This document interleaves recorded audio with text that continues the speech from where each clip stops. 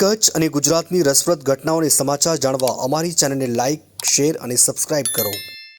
કોંગ્રેસના ઉમેદવાર નીતિશ લાલણે લોકસભા ચૂંટણીના પ્રચાર અંતર્ગત આજે પહેલી વખત પત્રકારોને સંબોધન કર્યું હતું અને દાયકાઓથી સત્તા પક્ષમાં રહેલા ભાજપ પર પ્રહારો કર્યા હતા. નીતિશ લાલણે જણાવ્યું કે નાની ઉંમરે મોટી જવાબદારી કોંગ્રેસ પક્ષે મારા શિરે મૂકી છે, ત્યારે કચ્છ કોંગ્રેસના પ્રમુખ યજુવેન્દ્રસિંહ જાડેજા, મોરબી કોંગ્રેસના આગેવાનો તેમજ તમામ સિનિયર નેતા અને પ્રદેશ પ્રમુખ શક્તિસિંહ ગોહિલ પ્રત્યે આભારની લાગણી વ્યક્ત કરી હતી. કોંગ્રેસના ઉમેદવાર નીતિશ લાલણે જણાવ્યું કે કચ્છની પ્રજા તેમને સેવા કરવાની તક આપશે તો કચ્છને કનડતા વર્ષો જૂના પ્રશ્નો ઉકેલવા તેઓ તમામ પ્રયત્નો કરશે. નીતિશ લાલણે સત્તા પક્ષ ઉપર આક્ષેપ કરતા જણાવ્યું કે કચ્છ જિલ્લામાં આરોગ્યની સુવિધા સુચારુ રીતે ઉપલબ્ધ નથી.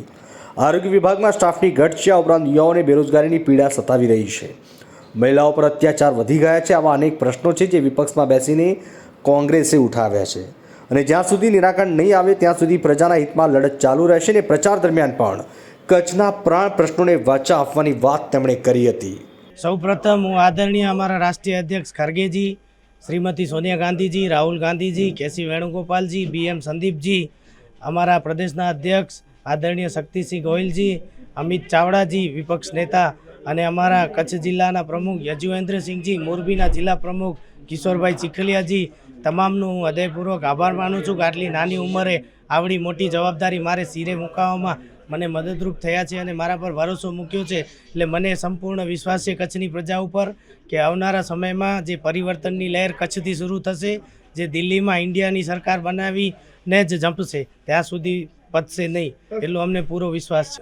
આપણે કચ્છ મોરબી લોકસભાની વાત કરીએ તો આરોગ્ય તંત્ર ખાડે ગયેલું છે કે સ્ટાફની ઘટ છે, તેઓ હજી સુધી સરકારને ઘણા વખત અમે વિપક્ષમાં રહી રજૂઆતો કરી છે, છતાંય પણ ભરતી કરતા નથી.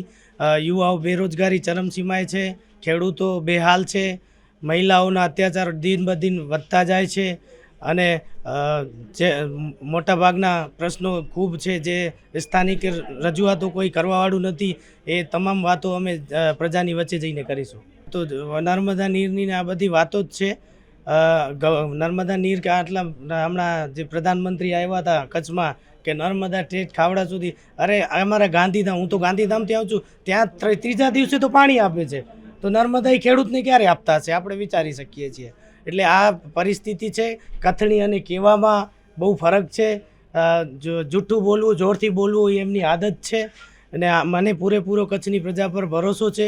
તેઓ આમને તમામ વચ્ચે નિષ્ફળ નીવડેલી સરકારને સંવિધાન બદલવાની વાત કરનાર લોકોને જકારો આપશે અને કોંગ્રેસ પક્ષને આ ફેરે કચ્છમાંથી વિજય બનાવશે અને ઇન્ડિયામાં સરકાર બનશે, ઇન્ડિયાની સરકાર બનશે એવો મને પૂરેપૂરો વિશ્વાસ છે. મોંઘવારી જે રાજસ્થાનમાં ગેસનો બાટલો 450માં મળે છે, તો ગુજરાતમાં કેમ નહીં? આજે 30 વર્ષ સુધીનું એમનું શાસન છે, છતાં બી જે બહેનો કાંઈ તકલીફ હોય તો પોસ્ટકાર્ડ લખજો. એ બહેનોના હસબન્ડને તો આંખમાંથી આંસુડા કાઢી નાખ્યા છે, એટલી લૂંટ ચલાવી છે.